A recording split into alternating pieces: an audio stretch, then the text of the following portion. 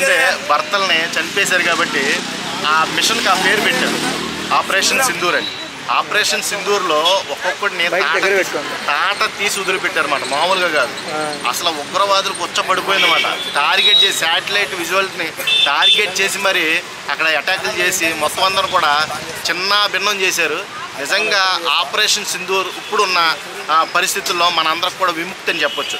Especially భార్యల ముందు భర్తలను చంపేసిన వ్యక్తులు ఎవరైతే ఉన్నారో 26 మంది కూడా చాలా హ్యాపీగా చాలా సంతోషంగా ఫీల్ అవుతారు. ఎందుకంటే దాదాపుగా చాలామందిని మట్టు పెట్టేశారు కాబట్టి.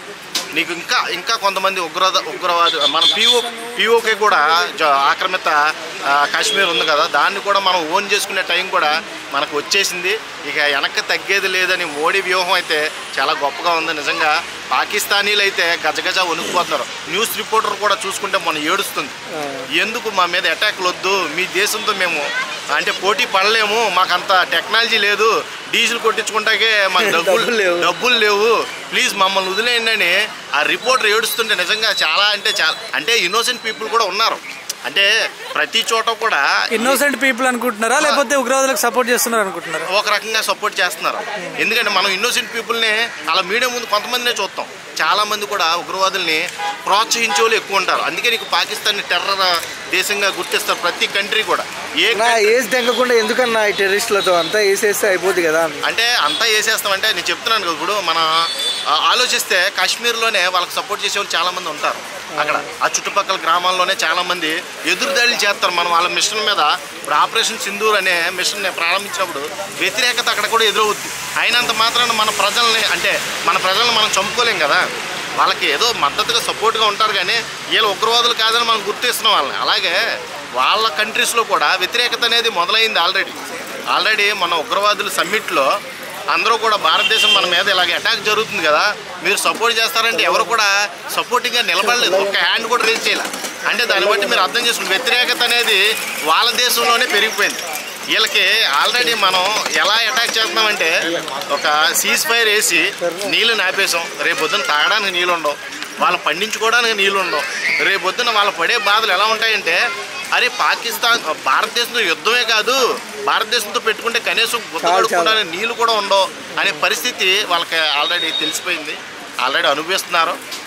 సో ఒక్క నిమిషం బ్రో, అక్కడ భర్తలను చంపేసి భార్యలకు వార్నింగ్ ఇచ్చారు, పోయి మోడీకి చెప్పుకోండి అని. మరి మోడీ రియాక్షన్ ఎలా ఉంది బ్రదర్? మామూలుగా లేదు. ఇదే ఆపరేషన్ సింధూర్తో అంతా కూడా చుక్కలు చూపించాడు. చుక్కలు అంటే మామూలుగా చుక్కలు కాదు.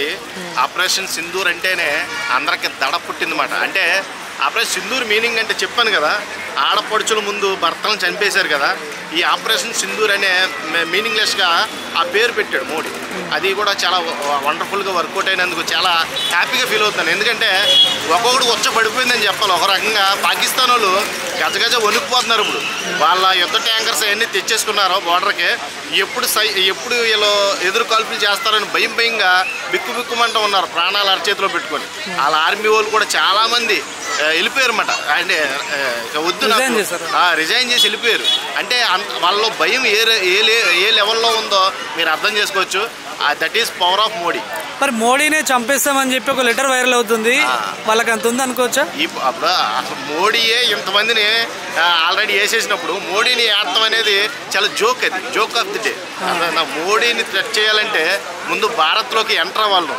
నువ్వు ఎంటర్ అవ్వే ఆస్కారమే లేకుండా చేసాడు. నీకు అర్థమైందా? మొత్తం కూడా సీజ్ ఫైర్ చేశాడు, విమానాశ్రయాలు నిలిపివేశాడు, నౌకాయానం నిలిపివేశాడు, నిత్యావసర వస్తువులు మొత్తం అన్నీ కూడా బంద్ చేశాడు. నీళ్లు కూడా ఆఖరికే నువ్వు తాగేయి కడుక్కునే నీళ్ళు కూడా నీకు లేకుండా చేశాడు. కాబట్టి నీకు ఎంతకన్నా పెద్ద శిక్ష ఇంకేమి ఉండదు. నువ్వు మోడీని కాదు, కనీసం మోడీ ప్రదేశాన్ని కూడా నువ్వు టచ్ చేయలేవని నేను